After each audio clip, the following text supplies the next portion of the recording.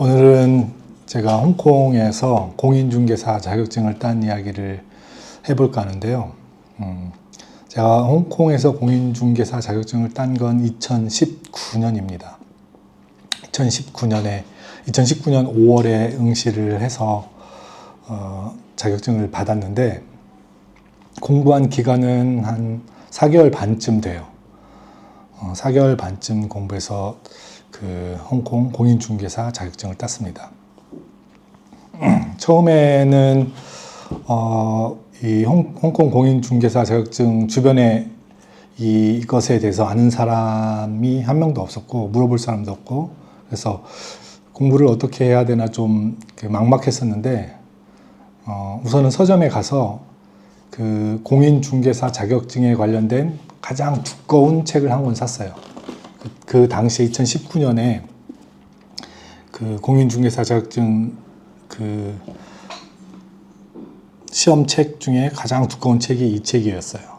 이게 총 페이지가 566페이지까지 되어 있는데 모르니까 그냥 가장 두꺼운 책을 사자. 그 홍콩의 공인중개사 시험은 한국과 달리 책이 여러 권이 필요가 없어요. 한 권만 있으면 돼요.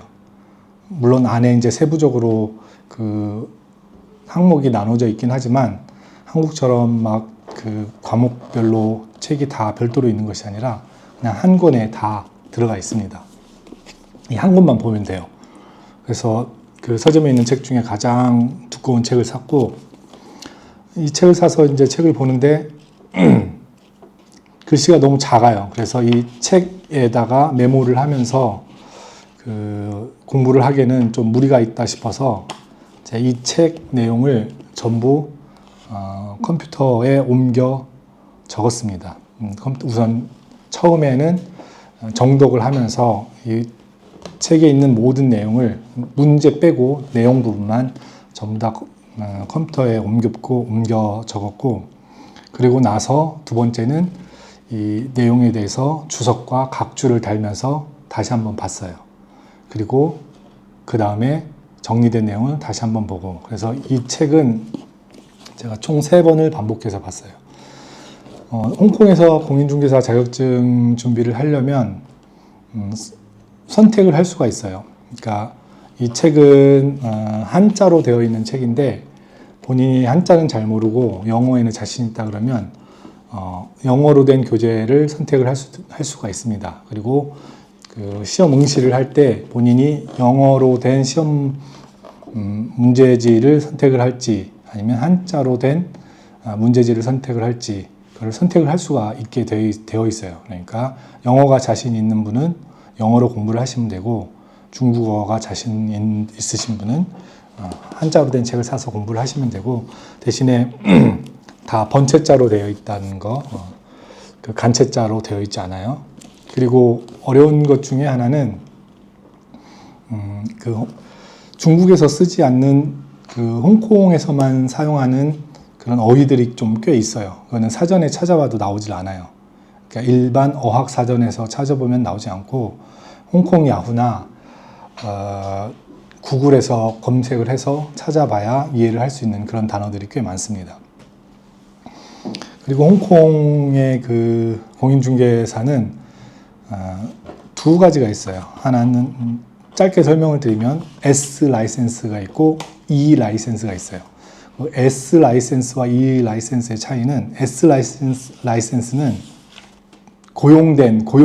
피고용인의 역할만 할 수 있어요. 그러니까 그 부동산 업체에 고용돼서 그 직원의 역할만 할 수가 있어요. 그리고 E 라이센스는 본인이 개업도 할 수 있고, 그리고 만약에 취직을 한다면 거기서 관리자, 매니저 이상의 역할을 할 수가 있어요. 근데 S 자격증을 따게 되면 그냥 영업 활동만 할 수가 있는 거예요. 그리고 거기에서 매니저를 할 수도 없고 개인이 독립적으로 나가서 새롭게 그 부동산을 차릴 수도 없어요. 그래서 시험을 선택을 할 때 내가 S 라이센스를 취득을 할 것인지 E 라이센스를 취득을 할 것인지 선택을 해야 돼요.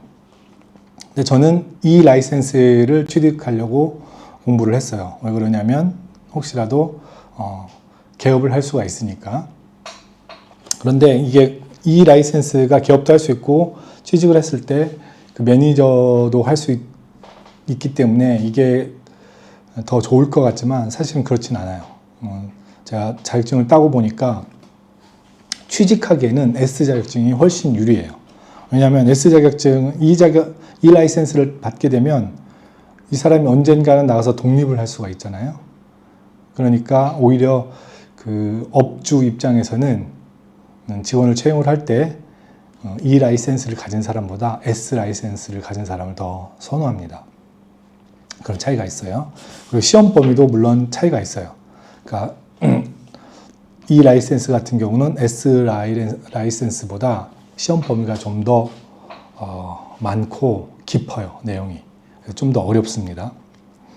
그런 차이가 있고, 그래서 만약에 홍콩에서 부동산 공인중개사 자격증 취득을 염두에 두고 있다 그러면 내가 S 라이센스를 취득을 할 것인지 E 라이센스를 취득할 것인지 그걸 생각을 잘 하셔서 준비를 하시면 될 것 같아요.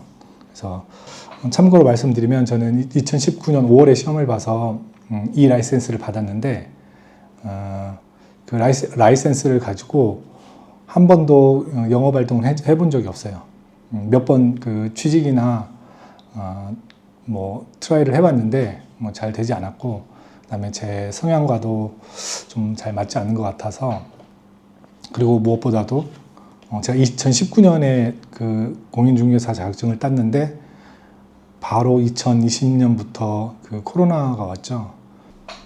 제가 공인중개사 활동을 했다고 하면 대상이 한국인이었을 텐데 이 코로나 기간에 거의 뭐 그런 새로운 한국인이 홍콩으로 오거나 이런 게 팍 줄어서 만약에 공인중개사 활동을 했다고 하더라도 아주 어려웠을 것으로 생각이 돼요. 근데 홍콩은 이제 한국과는 다르게 라이센스를 취득을 하면 그 정부 기관에, 이 관리 감독 기관에 매해 라이센스 비용을 내야 돼요. 일종의 세금 개념으로 해서 약 2,000불. 이것도 S 라이센스하고 E 라이센스하고 가격이 좀 다른 것 같은데, 저 같은 경우는 매년 2,000불 정도, 2,040불 정도를 내야 이 자격증을 유지를 할 수가 있어요. 저는 작년 12월까지 냈고, 어차피 당분간 이 공인중개사 일을 할 계획이 없기 때문에 그 연장을 하지 않았어요. 그래서 지금은 자격증이 중지된 상태입니다. 물론 자격증을 유지하고 있을 때도 공인중개사 일을 한 적은 없어요. 자격증만 땄고.